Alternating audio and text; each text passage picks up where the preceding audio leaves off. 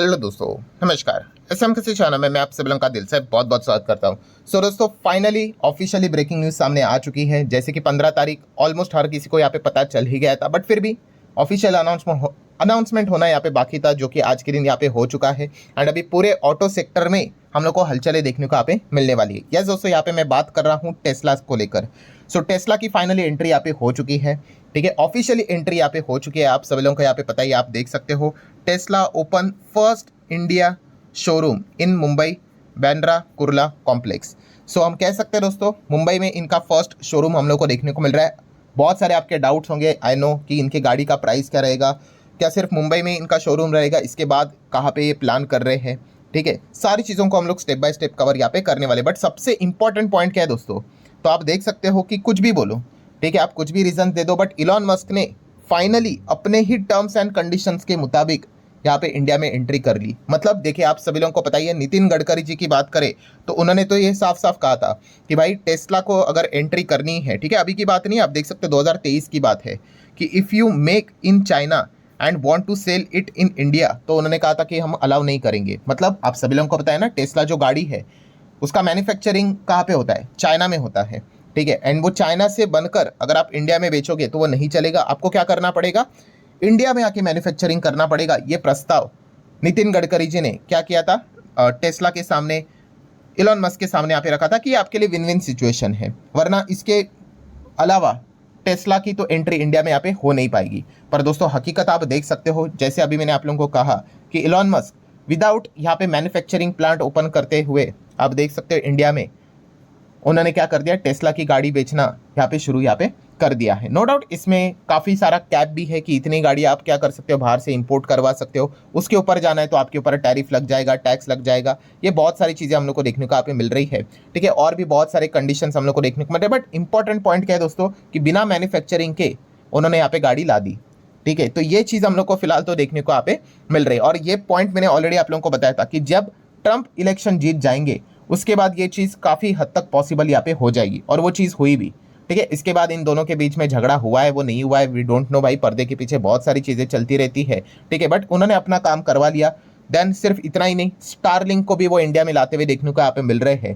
ठीक है, तो हम यहाँ पे कह सकते हैं दोस्तों कि ट्रंप का चुनाव जीतना इलॉन मस्क के लिए कितना पावरफुल रहा है, आप अंदाजा यहाँ पे लगा सकते हो। वरना एंट्री करने के लिए वो पहले भी कर सकते थे, क्या दिक्कत है।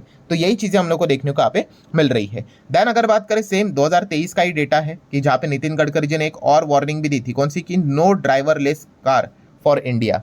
मतलब वही टेस्ला, आपको पता है ना, बाहर विदेश में आपने देखा भी होगा, यूट्यूब के ऊपर सर्च करके भी देख लेना कि आपको ड्राइवरलेस कार देखने को यहाँ पे मिल जाती है। आपको बस बैक सीट पे बैठना है, आपको जो भी वो कंप्यूटर रहता है, ठीक है, इलेक्ट्रॉनिक, उसके ऊपर आपने जो भी कमांड देना है, यहाँ पे एड्रेस वेड्रेस जो भी डालना है आप डाल दोगे, ऑटोमेटिकली गाड़ी खुद से ही चलकर मतलब आपके अपने डेस्टिनेशन तक वहाँ पे पहुँचा देगी। नितिन गडकरी जी ने ये भी कहा था कि नहीं भाई, इंडिया में तो ये हम होने नहीं देंगे, क्योंकि ऑब्वियसली भाई इंडिया में पॉपुलेशन भी आपको पता ही है, बहुत सारे जो लोग रहते हैं, आप सभी लोगों को पता है कितने सारे लोग यहाँ पे कैब चलाते हैं और अपने दिन का गुजारा यहाँ पे करते हैं। तो जॉब लॉस हम लोग को होते हुए देखने को मिल सकता है। बट अभी देख लेते हैं भाई, टेस्ला इस चीज़ के लिए भी फेमस है।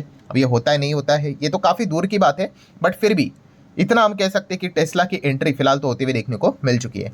देन अगर हम लोग यहाँ पे बात कर ले दोस्तों, तो मुंबई में ही क्या यहाँ पे इनका शोरूम रहेगा, तो ऐसी कोई बात नहीं दोस्तों। अगर आप यहाँ पे दिल्ली साइड पे भी रहते हो, दिल्ली एनसीआर की बात करें, तो आपके लिए भी गुड न्यूज़ है, क्योंकि सेकंड लोकेशन दिल्ली एनसीआर की हम लोग को देखने को यहाँ पे मिलने वाला है। अभी तक ऑफिशियल अनाउंसमेंट नहीं है, बट उन्होंने बताया कि जल्द से जल्द मुंबई के बाद वो वहीं पे यहाँ पे आने वाले हैं। ठीक है, आप सभी लोगों को पता है, जहाँ पे हम लोग को मेट्रो सिटीज़ देखने को मिल जाती है, वहीं पे इस प्रकार के शोरूम्स हम लोग को देखने को यहाँ पे मिल जाएंगे। ठीक है, इसके बाद अगर बेंगलुरु साइड पे भी अगर ओपन हो गया तो भी कोई बड़ा शॉकिंग वाली बात नहीं होगी। ये आप देख सकते हो दोस्तों, ये आज ही के दिन का हम लोग को पिक्चर देखने को यहाँ पे मिल रहा है।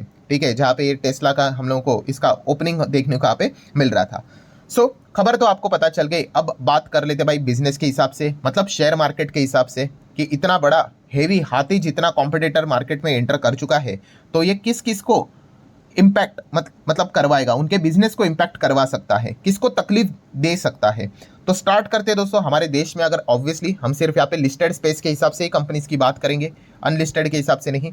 ठीक है, तो लिस्टेड स्पेस में आपको पता ही है भाई कि टेस्ला की ये जो गाड़ी आ रही है, अच्छा पहला तो ये देख लेंगे कि इनका प्राइस क्या रहेगा।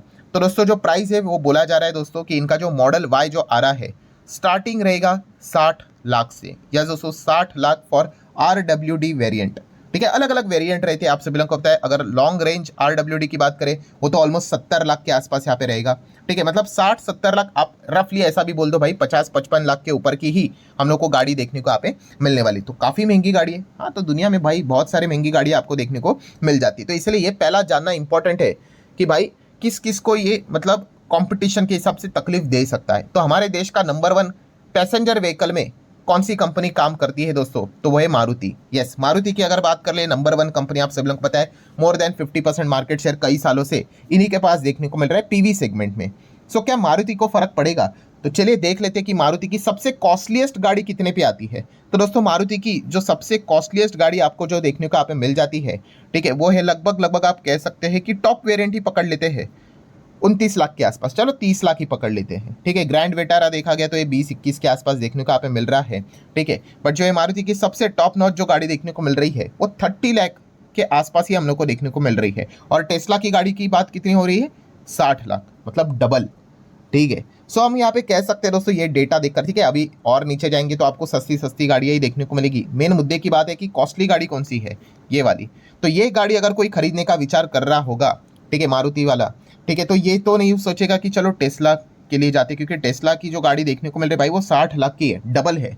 तो मुझे नहीं लगता कि भाई मारुति वालों को इतना कोई फर्क पड़ेगा। ठीक है, कि मारुति वाला सोचेगा कि चलो टेस्ला ले लेते हैं कि थोड़ा सा ही डिफरेंस है, नहीं भाई डबल है, 2 गाड़ियाँ आ जाएगी इसमें। ठीक है, तो मारुति वालों को तो मुझे नहीं लगता कि इतना कोई तकलीफ होगा।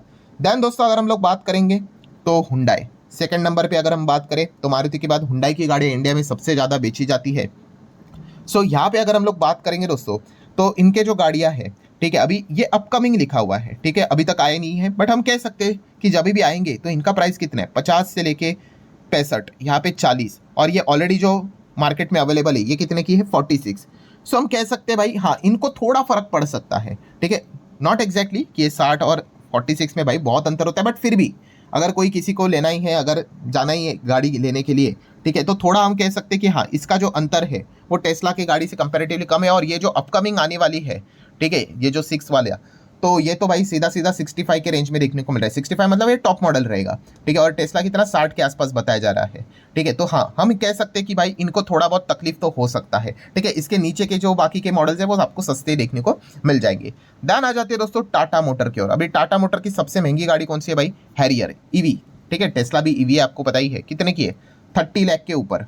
ठीक है, देन सफारी है, देन और भी हैरियर है वो 26 के आसपास है, 27 के आसपास है। मतलब टाटा मोटर की सबसे मैक्सिमम महंगी गाड़ी आप चलो 31 पकड़ लो। एंड टेस्ला की कितने की बात हो रही है भाई? 50, 55, 60 की बात हो रही है।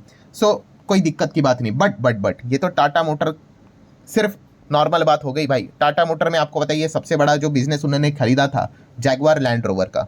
ठीक है, तो JLR की अगर हम लोग बात कर ले तो यहाँ पे तो करोड़ों की गाड़ियाँ मिल जाएगी, 2.5 करोड़। ठीक है, अलग अलग मॉडल्स रहते हैं, आप देख सकते हैं, normal model, sports model 1.5 crore के आसपास, लैंड रोवर डिफेंडर देखोगे 1 करोड़ के ऊपर, डिस्कवरी 1.25 करोड़, जैगवार के अलग अलग टाइप आपको देखने को यहाँ पे मिल जाएंगे। और इसमें भी आपको ये 50-60 रेंज वाले भी मिल जाएंगे। ठीक है, जैगवार XF की अगर बात करें 70-71, देन ये वाला आप देख सकते हैं 120, मतलब आप कह सकते हैं 1.2 CR के आसपास है।